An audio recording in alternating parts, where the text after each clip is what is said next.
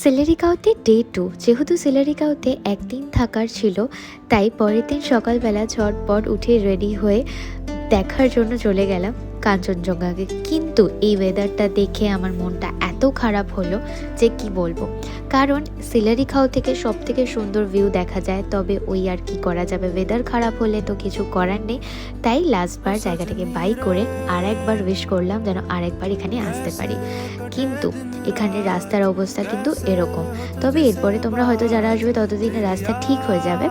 তাই যারা পাহাড়ে ঘুরতে আসবে, বিশেষ করে এরকম জায়গায়, ছাতা তো অবশ্যই আনবে আর লাগেজটাকে কম করার চেষ্টা করবে। কারণ এই ধরনের হোমস্টেগুলোতে খুব একটা বেশি লোক থাকে না যে তোমাদের লাগেজ ক্যারি করে নিয়ে যাবে, তাই নিজের লাগেজটা অনেক সময় নিজেকেই নিয়ে যেতে হয়।